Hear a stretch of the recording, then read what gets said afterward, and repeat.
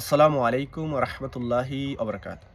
আমার শ্রদ্ধেয় ভাইরা এবং বোনেরা, আজকে আমরা জানব বিপদ আপদের দোয়া এবং কারা আল্লাহর পক্ষ থেকে হেদায়েতের উপর আছে সেটা আল্লাহ সুবহানাহু ওয়া তাআলা নিজে এই আয়াতে বলছেন। সেটা হলো সূরা বাকারার ১৫৬ এবং ১৫৭ নম্বর আয়াত। সেটা সম্পর্কে আমরা কথা বলবো এবং বিপদ আপদে কি পড়ে সেইটাও আমরা জানবো, যেটা আল্লাহ সুবহানাহু ওয়া তাআলা নিজে বলছেন।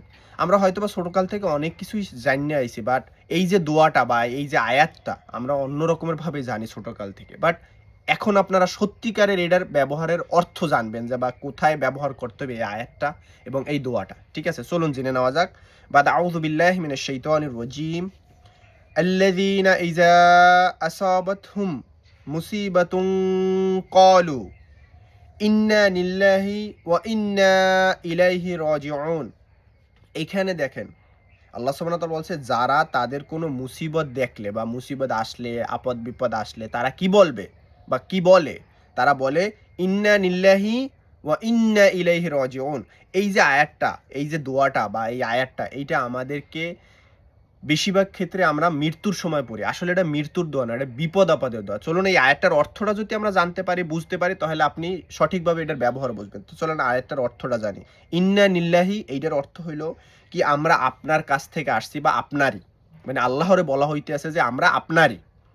তারপর কি বলছে? ওয়া ইন্না ইলাইহি রাজিউন, এবং আপনার কাছে আমরা ফিরে যাব। মানে এই কথাটা আমাদেরকে, এই যে আয়াতটায় আল্লাহ সুবহানাহু ওয়া তাআলা বলছে বিপদ আপদে যারা বলে যে আমরা আল্লাহর পক্ষ থেকে আসছি বা আল্লাহর পক্ষ থেকে আসছি, আমরা আবার আল্লাহর কাছে ফিরে যাব। এই জিনিসটা আমরা স্মরণ করার মাইনই হইলো আল্লাহ সুবহানাহু ওয়া তাআলা এটা বুঝাই দিতেছে যে তোমরা এই পৃথিবীতে থাকার জন্য আসো না। তোমাদের যাই হোক না কেন পৃথিবীতে মুসিবত, আপদ, বিপদ যেমে যা হোক না কেন, অল্প সময়ের জন্য, কিছু সময়ের জন্য তোমরা জাস্ট এইটা মনে রাখো যে তোমরা আমার কাছ থেকে আইছো, আবার আমার কাছে ফিরে আবা।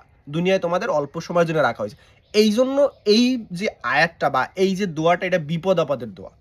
মানে এইটা বিপদ আপদে যে কোনো মুসিবত, আপনার আঙ্গুলে একটা টাক লাগছে, আপনি এই দোয়াটা পড়েন যে আমার টাক তো লাগছে, সমস্যা নাই। কেন? কারণ আমরা তো আল্লাহর পক্ষ থেকে আসছি এবং চলে যাবো, এটা কিছু সময়ের জন্য এটা থাকবে।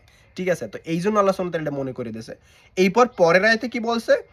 উলাইকা আলাইহিম সলাতিম মির রব্বিহিম ওয়া রাহমা ওয়া উলাইকা হুমুল মুহতাদুন।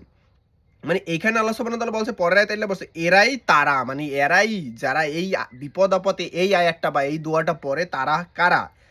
এইরাই তারা যাদের প্রতি তাদের প্রতিপালকের পক্ষ হতে বিশেষ করুণা ও দয়া রয়েছে এবং এরাই হাসে হিদায়াতের উপর। মানে যখনই বিপদ আপদে যে ব্যক্তি এই দোয়াটা পড়বে, বিপদ আপদে মানে আপনার যে কোনো বিপদে, খালি মরা না, মরা একটা ওটাও একটা আপদ বিপদ, বাট মরার জন্য না, বিপদ আপদে যে কোনো বিপদ আপদে আপনি এই দোয়াটা পড়লেই, আল্লাহ সুবহানাহু ওয়া তাআলা এইটা স্মরণ করলেই, এইভাবে স্মরণ করতে হবে যে আমি আল্লাহর পক্ষ থেকে আসছি এবং আল্লাহর কাছে আমরা ফিরে যাইতে হবে। দুনিয়াটা আমাদের স্থায়ী না, ক্ষণস্থায়ী, অল্প সময়ের জন্য। এখানে যেই বিপদ আপদ আসুক না কেন, আল্লাহ সুবহানাহু ওয়া তাআলা আমাদেরকে উদ্ধার করবেন। ঠিক আছে?